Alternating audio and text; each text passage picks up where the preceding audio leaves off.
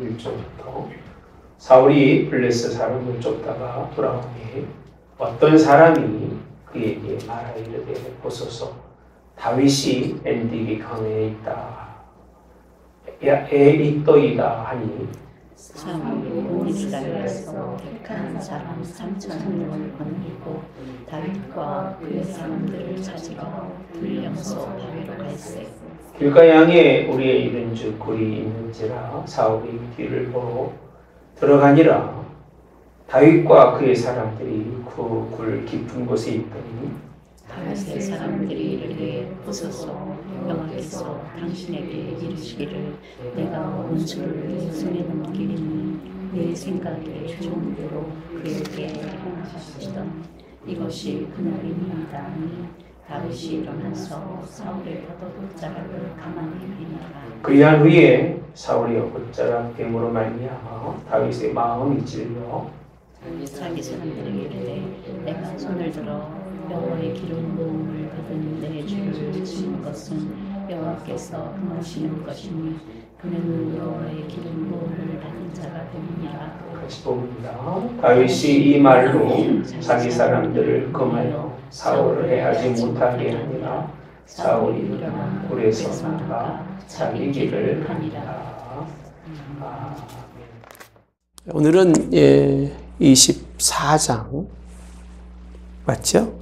24장. 다윗이 사울을 살려주는 그런 내용의 말씀입니다. 여러분, 오늘 24장에서는요, 우리가 볼 수 없는 다윗을 또 보게 됩니다. 다윗. 네. 다윗이 우리가 지난주 말씀에서 보면 요나단과 다윗, 어떻게 보면 요나단은 인간에게 인정받을 만한 사람이에요. 충분히 훌륭하고 인격적으로 잘 갖춰진 사람이에요. 요나단이 차이점이 뭐냐면 요나단은 요 인이라고 하는 상당히 인본주의적, 뭐 이렇게 얘기하면 미안합니다. 이렇게 설명할 수밖에 없어요. 인본주의적이다. 그의 인품과 성품이 아주 굉장히 사람이 보기에 호감이 가고 하나님도 이런 좋은 점은 충분히 인정할 수 있는, 이걸 통해서 누구를 사랑했어요? 다윗을 사랑하는 사람이 요나단이었다라고 설명해 줄 수 있습니다. 이런 사람이 되기를 축복합니다. 저는 요나단에 대해서 절대 다른 평가를 내리고 싶은 마음은 없어요. 근데 하나님이 요나단보다도 더 사랑한 사람이 다윗이에요. 왜 그랬을까? 그 원인이 어디 있을까? 하나님이 인품적으로나 공부 많이 해서 인본주의적으로나 사회적으로 사랑을 논할 수 있을 만큼 그렇게 좋은 사람도 하나님이 기뻐하시겠지만 정말 하나님이 원하는 사람은 어떤 사람일까? 하나님이 다윗을 택하신 원인이 어디에 있을까? 사실 오늘 다윗을 바라보면서 다윗과 바울이라고 헷갈리는데 이해하십시오. 다윗은요, 인본주의적인 사람이 아니에요. 다윗은 신본주의적인 사람이에요. 왜 부를 때부터 그랬어요? 하나님이 그를 처음 불러서요. 골리앗하고 싸울 때부터도 다윗은 늘 누가 계셨어요? 하나님이 계셨어요. 하나님 중심이에요. 하나님 중심. 모든 삶의 그 중심 되신 분이 하나님이라고 하는 신본주의적 사고가 철저한 사람이에요. 철저한 사람. 그럼 물어보겠습니다. 사람이 사람을 볼 때는 인본주의적인 사람이 나올까요? 신본주의적인 사람이 좋을까요? 여러분이 볼 때 누가 좋아 보이겠어요? 사람이 사람을 볼 때는 인본주의적인 사람이 좋겠죠. 잘 가꿔지고 인품도 좋고. 다윗은요, 인본주의적인 사람이 아니라 철저하게 누구요? 하나님 중심적인 사람. 그럼 물어보면 요나단이 평안했습니까? 아니면 다윗이 평안했습니까? 네. 요나단이 평안합니다. 요나단은 부딪히는 일이 없어요. 다윗하고도 부딪히지 않는, 그렇게 아버지가 미워하는 사람까지도 사랑할 수 있는 사람이 요나단이라면 그는 그의 인생의 삶은 그렇게 큰 요동이 없이 편안합니다만 왜 신본주의적인 사람은 평안하지 못할까? 네. 지난주 말씀 기억하시는 분 계세요?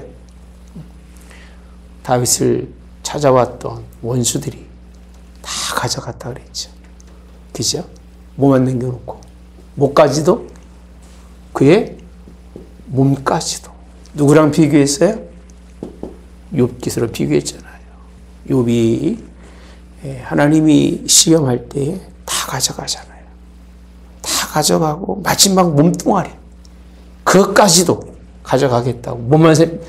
몸만 챙기지 말라고요? 영혼만 빼놓거든요. 다 맡겨서. 얼마나 깊은 고난 속에 있는 사람 욥. 지금 다윗의 인생의 삶이 어떤 지경이냐면 우리 시편에 있는 말씀처럼 똑같습니다. 이제는 자기를 찾아서 죽이겠다고. 다 없잖아요. 아무것도 없잖아요. 집이 있어요. 땅이 있어요. 거처가 있어요. 아무것도 없어요. 여기도 막 다니고 저기도 막 다니고 이리 피해 다니고 저리 피해 다니고. 이런 다윗에게 하나님 중심적인 삶이라고 하는 건 사실은 어떻게 보면 뭐라고 표현하면 좋을까요? 이런 사람이 하나님 중심으로 산다? 인본주의적으로 본다면 미련한 거죠. 미련한 거예요. 또 어리석은 거예요. 그래서 오죽하면 욥의 마누라가 그렇게 표현하죠. 야, 차라리 나 같으면 하나님을 저주하고 죽겠다. 너도 하나님을 차라리 저주하고 죽어라. 그렇게 섬기신 하나님이 너를 그렇게 버리셨는데 그 하나님을 바라보고 산다는 것처럼 그렇게 미련한 일이 어디 있느냐. 다윗은요, 이렇게 쫓겨다니면서 그의 인생의 삶이 인본주의적인 관점에서 보면 미련하고 어리석고 우둔한 사람입니다. 우둔한 사람. 저는 이제 여기서 지혜로운 사람, 지난주도 있었죠. 다윗의 그 함께했던 사람들. 이스라엘 민족이 블레셋 사람들에게 어려움을 당하니까 그 일라 백성에 갈 때, 미쳤습니까? 거기까지 가고요. 우리도 살기 바쁜데, 우리도 지금 코앞에 석자가 지금 문제가 있어서 힘든데 어딜 갑니까? 라고 했을 때 다윗은 어떤 사람이었다고 그랬죠? 다 잊어버렸을 거예요. 기도하는 사람. 하나님께 2번이나 기도해서 응답받는 사람이었어요. 오늘도 4절에 보면요. 4절이 이렇게 표현합니다. 다윗의 사람들이 그에게 이르되 보소서 여호와께서 당신에게 이르시기를 내가 원수를 내 손에 넘기리니 이렇게 표현합니다. 원수를 넘긴다. 어떤 사건이 이루어지냐면 이렇게 사울 왕이 다윗을 쫓다가 블레셋 사람들이 왔다는 이야기를 듣고 블레셋 사람 쫓아갔어요. 다 도망가고 나니까 또 말합니다. 다윗이 어디에 있느냐면 엔게디 광야에 있다는 말을 듣고 난 다음에 또 사울 왕이 다윗을 잡으려고 3,000명을 또 끌고 오는 거예요. 왔는데 간 자리가 어디냐면 이제 아마 늦은 시간에 발을 가린다는 얘기는 쉬는 시간인 것 같아요. 잠자려고 동굴에 가서 왕은 잠자고. 근데 마침 그 동굴 속에 다윗과 그의 용사들이 숨어 있었어요. 네, 동굴 속에 깊이 숨어 있고 사울 왕은 그 동굴에서 잠자고 있을 때 기회입니다. 예. 여러분 신본주의적인 다윗에게는 기회가 왔어요. 누구 얘기죠? 함께했던 다윗과 함께했던 사람들이 이거는 기회라는 거예요. 우리 그런 말을 많이 쓰죠. 위기가 기회다라고 쓰죠. 예. 자기를 위기 속에 빠뜨린 사울을 기회가 찾아온 거예요. 어떤 기회가 찾아왔어요? 죽일 수 있는 기회가 왔어요. 죽일 수 있는 기회. 여러분 같으면 어떻게 했을까? 이런 기회. 한번 생각해 보세요. 내가 싫어하고 미워하고 나는 아무것도 잘못이 없는데 그렇게 나만 싫어하는 그런 사람. 응? 기회가 온 거예요. 넘어뜨릴 수 있는 기회가 왔고 이제는 그를 아주 정말 뭔가 아주 강하게 압박할 수 있는 기회가 온 거예요. 압박할 수 있는 기회.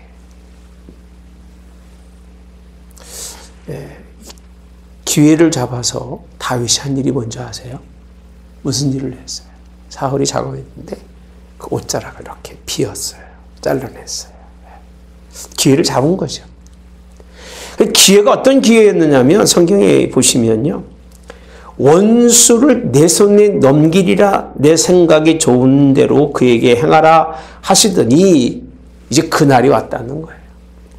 원수라고 하는 원수를 당신의 손에 넘겨주었으니까 이제 그 사람들이요. 다윗의 사람들이 이야기하는 거예요. 원수를 갚으라는 거예요.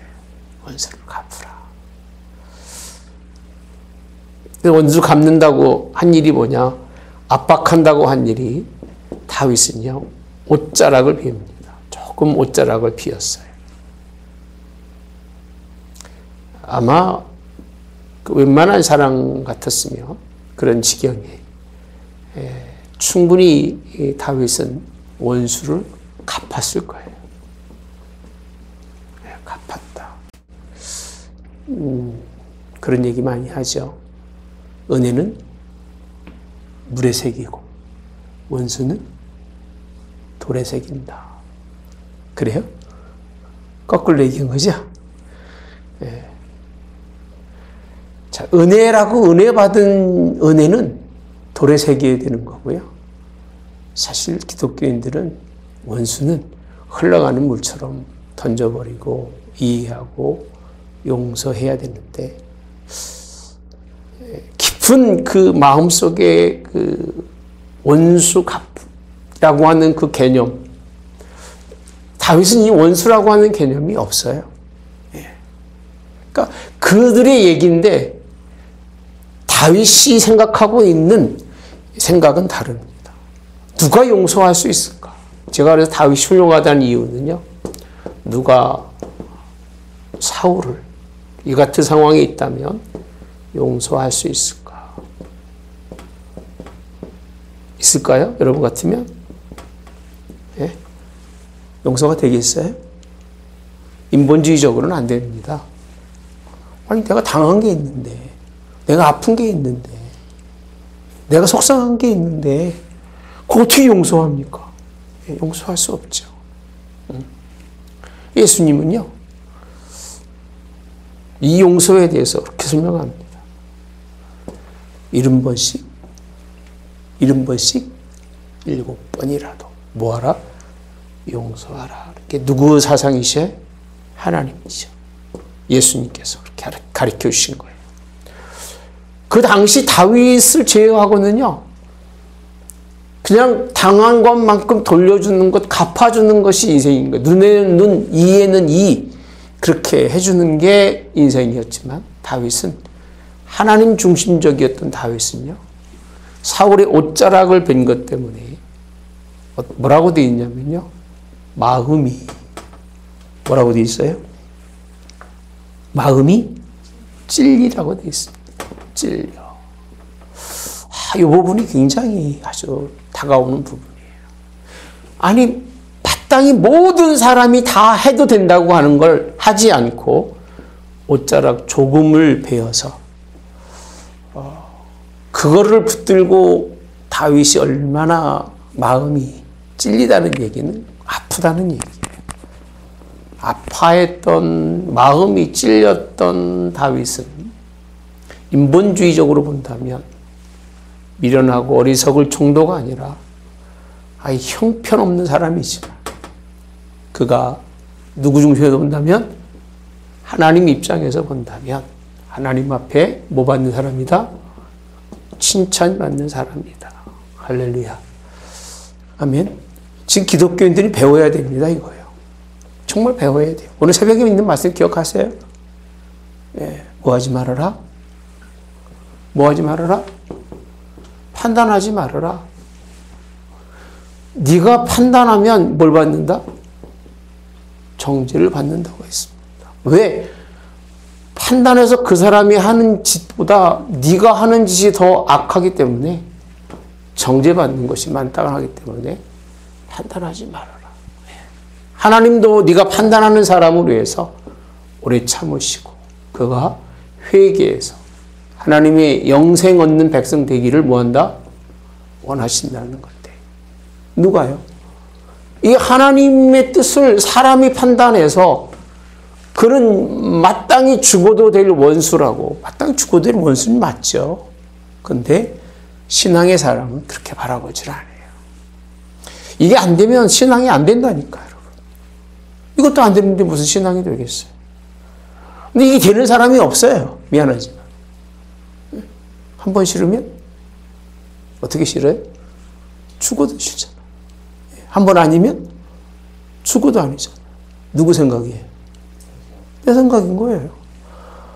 여러분 생각으로 살아가니까 하나님이 신분이 없는 거예요. 그럼 여러분 생각이 다 어떤 거예요? 인본주의예요. 자기 성품에서, 자기 인격에서 나오는데, 그리고 자기 인격이 굉장히 좋은 줄 알아요. 자기 성품은요, 다른 사람에게 전혀 문제가 없는 성품인 줄 안다는 거예요. 하나님이 원하지 않는 그런 모습을 드러냄에도 불구하고 자기 의장과 자기 치장. 그래서 하나님은 뭘 보지 않는다? 외모를 보지 아니하시고 뭘 보신다? 중심을. 무슨 중심을 보고 있느냐 하면 마땅히 모든 사람이 다 한 이구동성으로 하는 얘기가 사울은 죽어도 된다는 거예요. 하나님도 버렸으니까 당신이 그 하나님 버린 사람 정도야 싹 처리해버리면 얼마나 좋겠냐는 거예요. 좀 그럴 수 있죠. 그죠? 그게 우리도 그렇잖아요. A가 싫어하고 B가 싫어하고 A, B가 싫어하고 거기에 플러스 C, D가 싫어하면 어떻게 돼요? 버려도 되는 거예요. 네 사람만 어울려지면 한 사람은 버리는 거예요. 버리고 무가치하게 생각하고 살아가지만 이 버리는 사람이 죄지 버려진 사람이 죄는 아니에요. 근데 만약에 다윗처럼 그가 하나님 중심이라고 하는 그 신본주의에서 그를 겨우 옷자락을 베어내고 뭐가 찔렸다고요? 마음에 찔렸다는 얘기는 하나님의 말씀이 그 속에서 그와 거슬렸다는 거예요. 이게 거슬려집니까, 여러분들? 이게? 거슬려져요? 이런 일이 생기면 마음이 막 걸리고 찔리고 막 그렇게 말씀이 부딪혀가지고 막 정말 숨을 못 쉴 정도로 그렇게 생각이 들어갑니까? 그렇게 되시기를 축복합니다. 교회가 그렇게 돼야 돼요. 사랑이잖아요, 교회는. 사랑을 기초로 해서 이루어진 것이 교회이기 때문에 이게 이루어져야 되는 것이. 그러니까 이미 그렇게 할 수 없는 그 일을 다윗이 하기 때문에 요나단보다도 하나님이 다윗을 택하신 이유는 신본주의다. 그 이유가 이렇게 설명하고 있습니다. 그는 여호와께서 뭐한 사람이에요?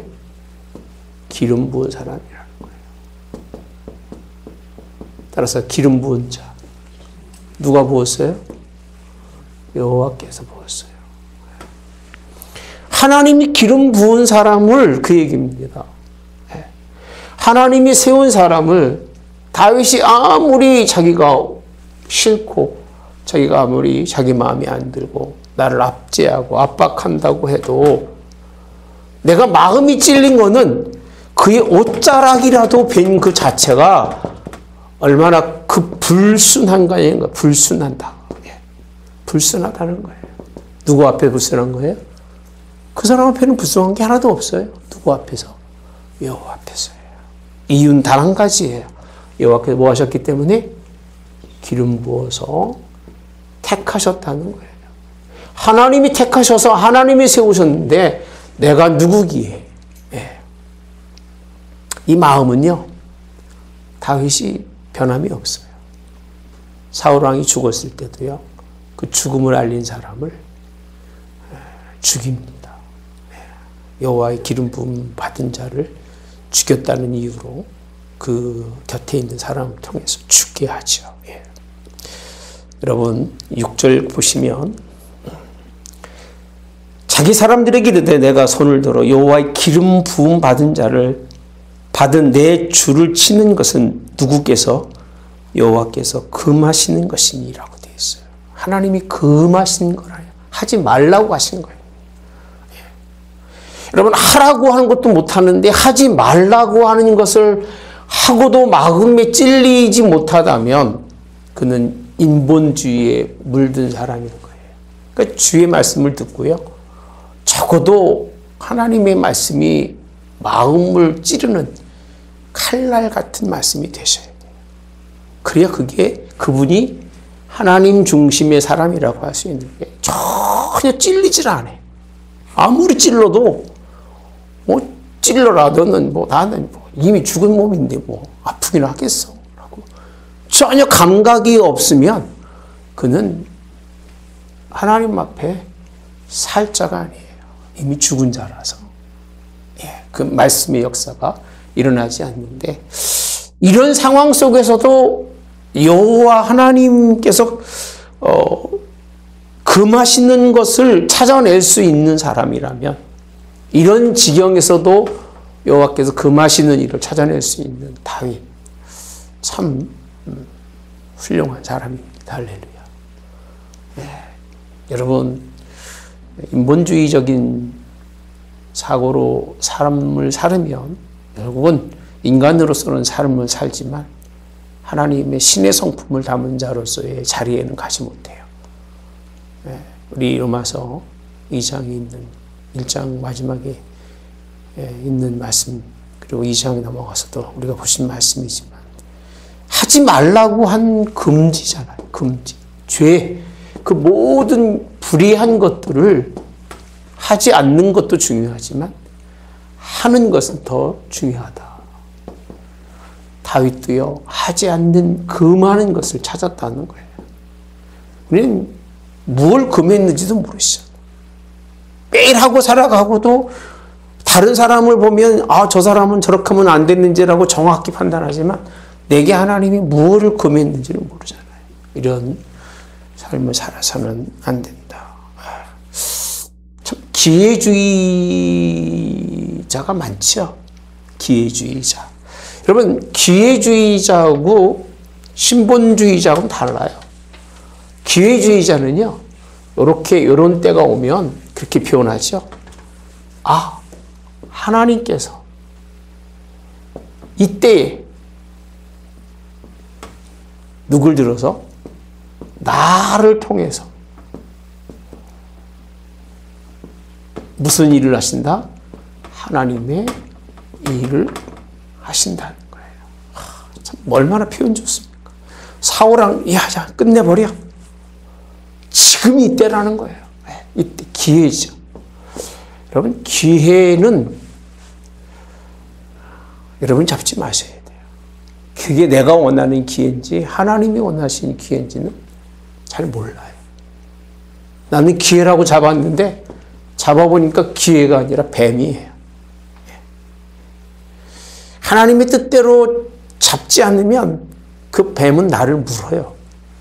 여러분 우리가 잘 알다시피 모세 하나님이 지팡이를 들어서 다 다 버리고 아무것도 없이 지팡이만 했습니다. 한번 던져봐라. 네가 잡았던 지팡이가 뭔가 뭐였어요? 뱀이라고 표현합니다. 뱀.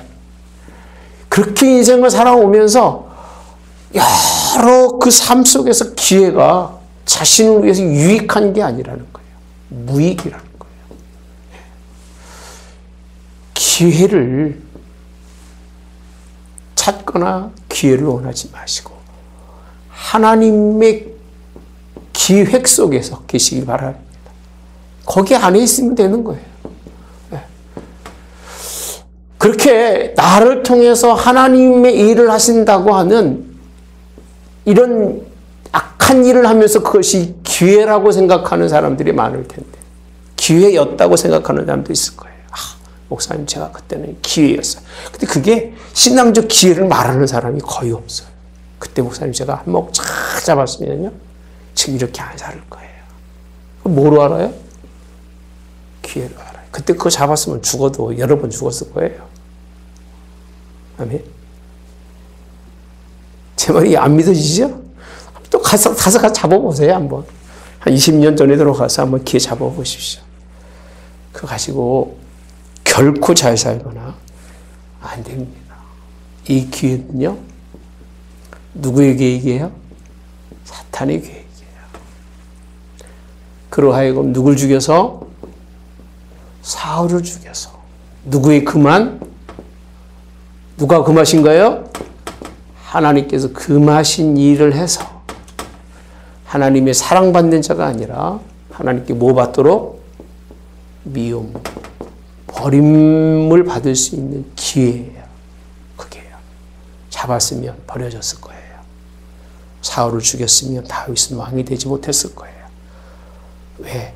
옷자락을 베고도 마음이 상처가 될 만큼 하나님의 말씀에 붙들렸기 때문에 그가 하나님이 기뻐하는 사람이었지.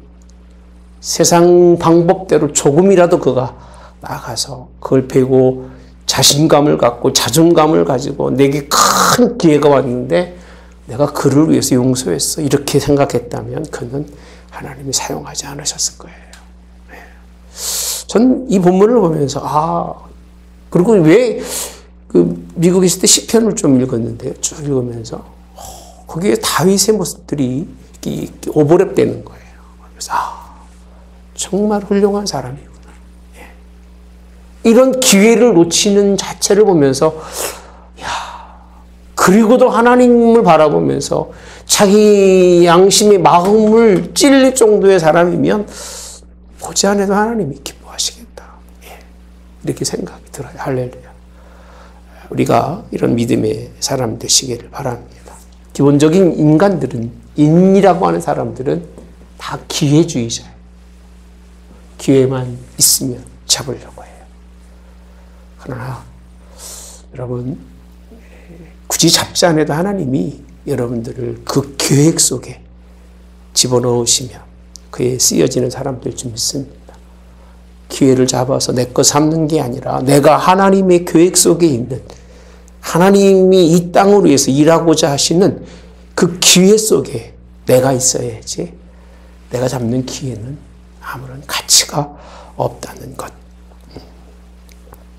여러분, 이 양심의 가책이라고 하는 얘기는요, 사실은 이 부분만 가지고 설교를 해도 한 편이 될 거예요. 물어보겠습니다. 그렇게 큰 악한 짓은 아님에도 불구하고 양심의 가책을 느꼈다. 육으로 느낄 수 있을 건가요? 아니에요. 육으로는 못 느껴요. 뭐를 느낄 수 있을까요? 영이에요. 영이 살아있어야만 느낄 수 있는 거예요. 왜 영이 살아있느냐고 표현을 쓰고 있냐면 하나님이 뭐 하신 거예요? 하지 말라고 금하신 것을 깨달을 수 있는 사람 많지가 않아요.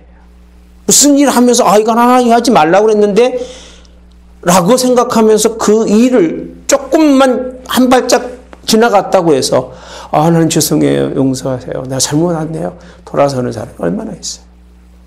그냥 가요. 다 가고 난 다음에 하나님 나 모르고 왔는데요. 그렇게 말은 할 수 있어도 살짝 들어갔다가 깨우치고 난 후에 하나님 용서해 달라고요. 그가 회개하며 기도하는 이런 사람이 우리는 영의 사람이라고 표현합니다. 육으로는 감히 갈 수 없는, 이룰 수 없는 이런 기름 부음 받은 자에 대한 사람, 양심의 가책이라는 얘기는 영이 살아있는 사람이라고 볼 수 있기 때문에 요나단이 굉장히 육적인 사람이라면 다윗은 사람이 볼 때에는 저런 인간이 다 있어 그럴지 모르겠지만 그는 무슨 사람이다?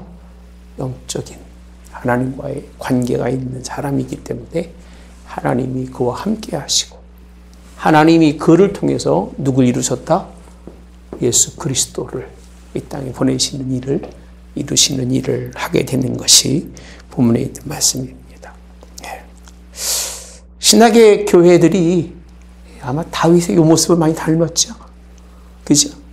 스데반이 불에 맞아서 죽어가면서도 저들의 죄를 저들에게 돌리지 마시고 용서해 달라고 기도하잖아요. 그죠? 그렇잖아요, 여러분. 이 교회잖아요. 이 초대교회가 그랬잖아요. 초대교회가 부흥될 수 있었던 것은 이런 인본적인 사람들이 다 바꾼 거예요. 신본주의적으로. 성령의 역사로. 이해하고 용서하는 걸 넘어서 이제는 도와주고 서로 베풀면서 격려하고 이게 아주 교회의 늘 일상이 되어진 그런 모습이 우리가 잘 알고 있는 교회 모습들이죠. 그죠? 로마인들이 자신들을 죽여도 그들을 미워하거나 원수시하지 않고 사자에게 잡혀 먹음에도 불구하고 원망하고 불평하지 않고 그걸 다 받아들일 수 있었던 신학의 그 초대교회, 살아있는 교회죠. 살아있는 교회. 너무 정말 흡사한 그런 모습입니다. 그리고 난 후에 8절에 보시면요. 다윗도 그래서 사울의 뒤에 가서 외칩니다. 사울이 보니까 다윗이 땅에 엎드려 절하고 9절에 다윗이 사울에게 말합니다. 다윗이 왕을 헤아려 한다는 사람들의 말을 왕은 왜 들으시나이까. 사람들이 나를 권해서 죽이라고 했습니다. 10절에 보면 내가 내 손을 들어 내 주를 해하지 아니하리니 그는 여호와의 기름 부음을 받은 자이기 때문이라 하였나이다. 죽일 기회가 있었지만 당신을 죽이지 아니하고 죽이라고 옆에서 말했지만 죽이지 않은 이유는 내가 그렇게 말했습니다. 당신은 하나님의 기름 부음 받은 사람이라는 거예요. 대놓고 얘기합니다. 옷자락만 잠깐 베어서 그래서 외웠은즉 내 손에 악이나 죄가가 없는 줄 오늘 아신다라고 되어 있습니다. 생명을 찾아 헤아려 하시나 나는 왕께 범죄한 일이 없다라고 표현합니다.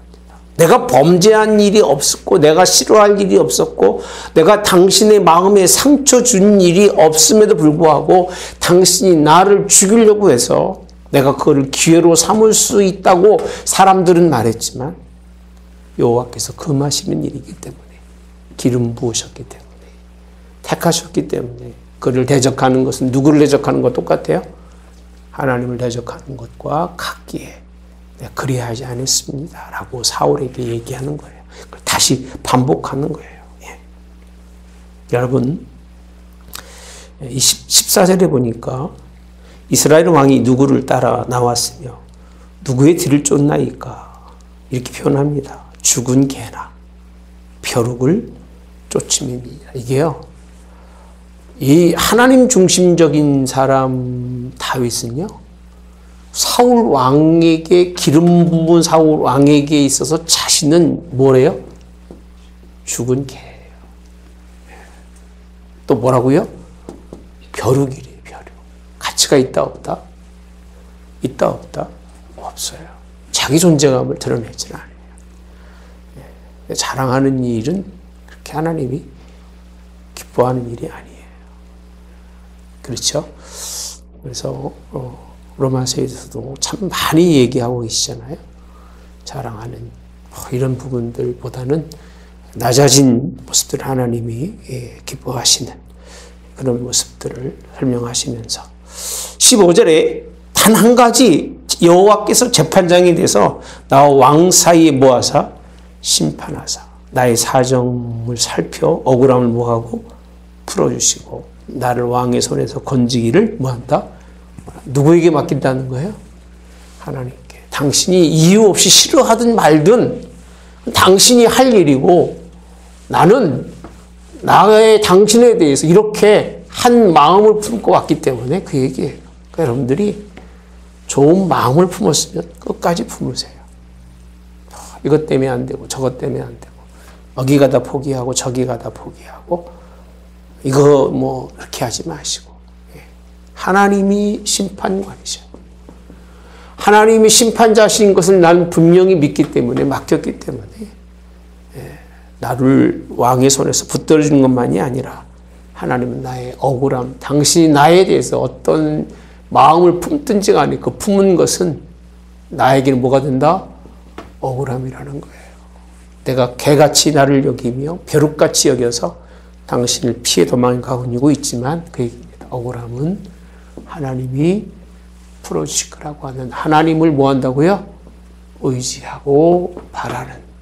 그러니까 결국은 하나님이 계시기 때문에 다윗은 사울 왕과의 관계가 그렇게 이렇게 이런 지경에서도 피해간 거지 다른 이유는 없었던 것을 볼 수 있습니다. 사울 왕이요 그걸 들으면서 뭐 나를 선대했다 뭐 이런 얘기하죠. 그러니까 인본주의적인 사람은요 잠깐은 그래요. 잠깐은 그래요. 뭐 그냥 은혜는 다 받아. 그래서 뭐 말만 잘해줘도 별걸 다 할 것 같아. 여러분 하나만 하죠. 말뿐이지. 정말 또 이제 사울이 죽고 난 후에 다시 이제 20몇 장이죠. 6장에 가보면 사울을 또 살려줍니다. 또 살려주고 또 죽을 짓 합니다. 또 죽을 짓 해요. 그냥 뭘 그렇게 큰 깨달음이 있는지 몰라서 그렇겠습니까? 너무 신기한 건 사울은 하나님께서 버림받은 이후로는요 그에게는 영의 감동이 없어요. 육의 감동만 있어요. 설교를 들을 때는 육의 감동 받으나 말아요. 잠깐 있다 없어져요. 영이 하나님이 우리 속에 없어서 우리와 함께해서 우리가 영이 깨닫고 영이 하나님께 가까이 가는 그 통로와 루트를 보지 못하면 그냥 감정만 왔다 갔다 하는 것뿐이에요. 감정만. 우리는요 다윗처럼 영적인 하나님의 사람 되시기를 축복합니다. 정말 하나님 바라보면서 흔들리지 않는. 제가 지난번 설교했잖아요. 주일에요. 자이로스코프라고 해가지고 한번 인터넷 들어가 보시면 나와요. 이렇게 스스로 계속 움직일 수 있는 그런 흔들리지 않고 중심에 줄만 있으면 변함없이 설 수 있는 그런 자이로스코프라는 걸 딱 쳐보면 나옵니다. 예수님 안에 있으면 그냥 줄 하나에도 그냥 계속 돌아가요. 이렇게 막 넘어져서 곧 떨어질 것 같아 떨어지지도 않고 참 신기해요. 그렇게 하나님 우리를 이끌어 가시는. 뭐 사울이 울고 인정하고요. 하지만 26장에 똑같은 일이 또 반복되는 거예요. 아무런 변화가 없어요. 육의 감각만 변할 뿐입니다.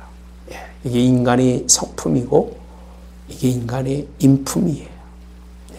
신앙은 그래서 인품으로 하는 게 아니고 성품으로 하는 게 아니에요. 하나님 중심주의적인 그 하나님 바라봄으로 할 수 있는 일이 우리의 주신 하나님의 그런 일이라고 하는 사실. 다윗은 하나님이 합한 사람입니다. 택하여서 처음 일할 때부터 지금까지도 오직 여호와 중심주의로 여호와 신본주의의 그 사상 속에서 끊임없이 살죠. 그가 씨름하는 건 사람이 아니에요. 그가 씨름하는 건 하나님의 뜻대로 서기 위해서 씨름하고 하나님께서만 은혜를 얻을 수 있으니까 여호와의 집에 살면서 여호와의 성전의 아름다움을 바라보고 그것을 사모하는 인생의 삶. 그게 그 소원이잖아요. 성전도 없어요. 전도 없어요. 아무것도 없음에도 불구하고 늘 없는 것을 사모할 정도면 그것을 지키기 위해서 자기의 전부를 다 하나님께 드리는, 그죠? 그걸 통해서 하나님이 성전이 세워지죠. 어떤 분이 그러더라고요. 성막은 이스라엘 백성들이 하나님께 드려지는 거로 세우지만 성전은 실제는 다윗이 다 준비합니다. 다 준비해놔요. 한 사람. 얼마나 사모했으면 그 한 사람의 그 준비가 계획도 설계도 필요한 그 모든 물품까지 하나도 빠짐없이 다 준비합니다. 얼마나 하나님이 그 사람을 기뻐하셨을까. 참 교회는 여러 사람으로 인해서 세워지는 게 아니라 예수 그리스도 한 분 때문에 할렐루야 세워지는 것이고 저와 여러분들은요 예수님의 마음을 가지고 하나님의 세워진 교회에 충성된 일꾼으로서 일하는 것이 우리의 삶이 되시기를 주님의 이름으로 나눕니다. 원수까지도 뭐하라? 예? 사랑하라. 이게 24장의 다윗이 하나님의 말씀 가장 이루기 힘든 그 이루어짐으로 말미암아 하나님께 인정받는 그 말씀이 24장에 나옵니다. 이뿐만이 아니라 다음 주는 사무엘이 죽은 다음에 이제 아비가일과 다윗의 관계가 또 설명이 됩니다. 함께 은혜의 말씀 나눌 수 있도록 그렇게 하겠습니다.